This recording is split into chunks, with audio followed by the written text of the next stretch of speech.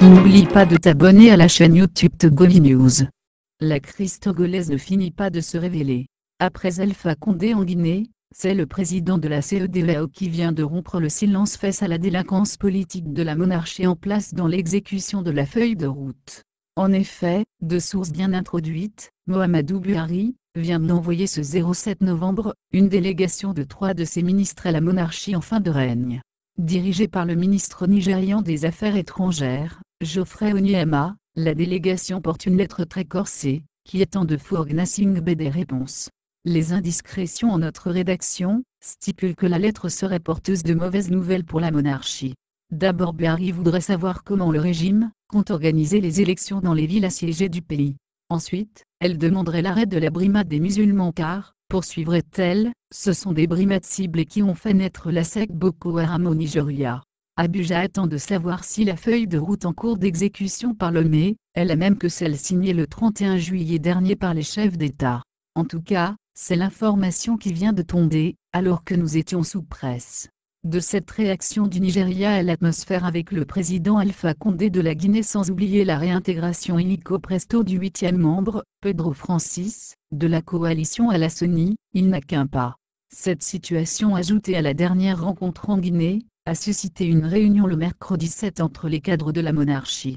Les voix sont discordantes entre les caciques et les modérés sur le sort de Forgé en 2020. La rencontre Bloski Affinitar s'est terminée en queue de poisson. Les choses risquent fort de se précipiter, si la monarchie ne change pas sa façon unilatérale de gérer la crise. Une mise au point est attendue d'Alpha Condé contre qui la monarchie marmonne un certain mécontentement pour ce qu'il a appelé un mauvais accueil réservé à sa délégation en Guinée. L'homme de se bat pour garder son président à la CENI et éviter le recensement. Mais entre un panafricaniste Condé, qui n'a pas froid aux yeux et un Buhari qui a le devoir de normaliser une région, dont il est au volant de la locomotive, on se demande comment ils vont se tirer d'affaire. Panique à bord. La C14, UNIR et le comité de suivi de la crise togolaise, étaient chez Alpha Condé à Conakry du samedi 2003 au mardi 06 novembre 2018. Alors arrivé au soir du samedi, le professeur Alpha Condé, président de la République, n'a pas eu le temps matériel pour s'occuper de ses hôtes le dimanche. Les travaux n'ont donc commencé qu'au 3e jour.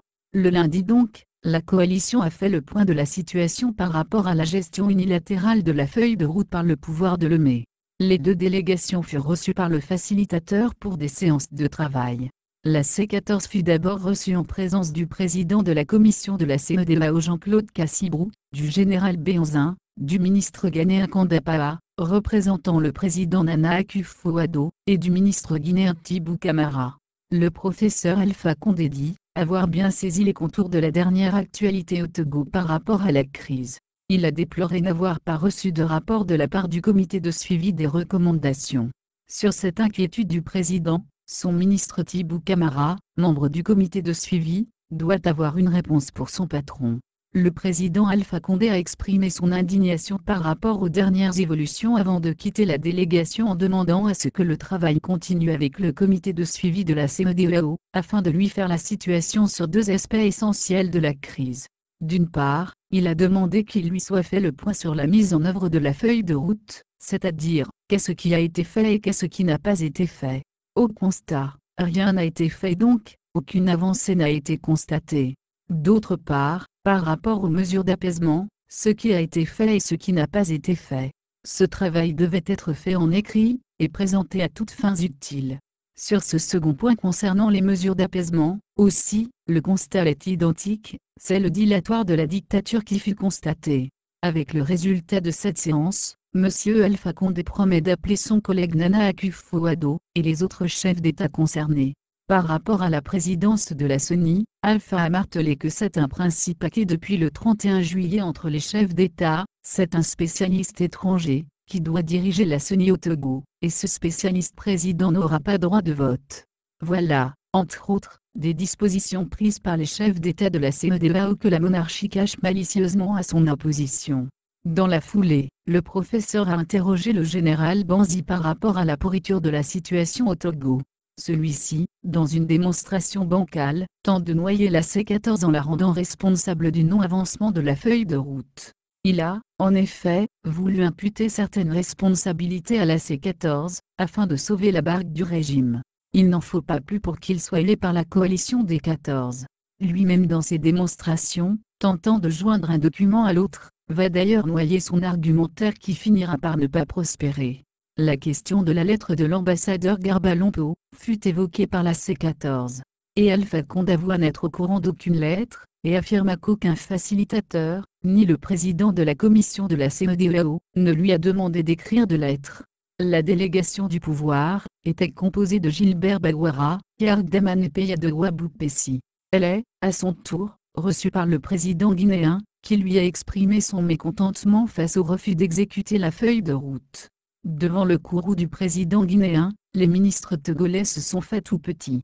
Pendant que la seconde rencontre avec le président n'a pas encore eu lieu, dans des démarches solitaires, certains membres de la coalition, nommément Jean-Pierre Fabre-Delan, Adjama Agbo, coordinatrice de la coalition, et Antoine Folly-Delu, sollicitent à voir Alpha Condé individuellement. Répondant à leurs demandes, ils ont chacun été reçus à son souhait. C'est alors à se poser des questions. Dans un regroupement comme la coalition, par ces moments que nous traversons, est-ce que c'est une bonne chose que des membres de la coalition cherchent à rencontrer le médiateur en aparté hors de l'esprit du groupe? Que cachent de telles démarches? Si elles sont pour la cause de la lutte, qu'est-ce qui empêche de les rendre publiques dans le regroupement, et ensuite les analyser afin de les transmettre pour la bonne cause? Si individuellement, ceux qui ont rencontré le médiateur, pouvaient chacun expliquer aux Togolais ce qu'il est allé dire, ce serait une bonne chose car ce n'est pas la première fois que cela arrive et ça n'inspire pas confiance quand on travaille en groupe. Et ce ne serait que par devoir de transparence en cette période où on n'a pas droit à l'erreur. Est-ce que ces comportements participaient à faire aboutir la cause des Togolais? C'est juste une question de journaliste. Après la première rencontre surchauffée où le médiateur a craché des vérités, l'opinion togolaise en a eu vent, et attendait une sortie de crise heureuse pour le pays. Mais aucun communiqué final n'a sanctionné la rencontre. Malgré ce ton remonté contre la monarchie, n'eût été ces comptes rendus qui semblent précipiter la situation du côté d'Abuja, en disant ne pas être informés de ce qui se passait, les Togolais ont de belles raisons de commencer par douter de la sincérité du professeur d'université dans cette crise. Contrairement à la coalition qui a suivi tout le processus de la visite, la délégation du régime a quitté la Guinée depuis le lundi soir juste après la première rencontre avec le médiateur. Inutile de rappeler que cette séance a obligé les envoyés d'UNIR à se faire petits. Et ils ont dû, après leur rencontre avec le président Condé, quitter immédiatement la ville de Conakry.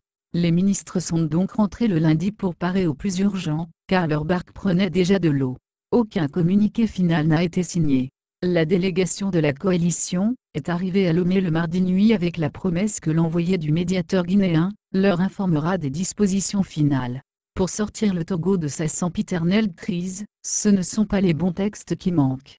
Mais une chose est de faire des dialogues qui accouchent de textes, l'autre chose est de les appliquer. Si les textes issus de l'accord politique global, l'APG, avaient été appliqués, les travaux de la CVJR n'auront pas été faits. Et si les dispositions de la CVJR de Monseigneur Barriga avaient été appliquées, l'actuelle feuille de route n'aurait pas de raison d'être. À moins que la dictature, comme elle sait si bien le faire, ait arrosé certains hommes de terrain de la CEDEAO pour acheter leur silence, afin de tronquer la réalité au profit des adeptes du statu quo, il va falloir que le Togo soit considéré comme un État en déséquilibre avec l'éthique régionale, et traité comme tel jusqu'à sa sortie de crise. Il va falloir mettre des mécanismes qui ne laissent plus la main libre à la dictature d'imposer ses desiderata aux Togolais. Allant du président Buhari à Alpha Condé pour revenir à Nana Addo, il faut dès maintenant que la CEDEAO ait directement son œil dans tout ce qui va se faire. Espérons que la voix surchauffée de l'homme fort de la Guinée ne soit pas des discours politiques de trop.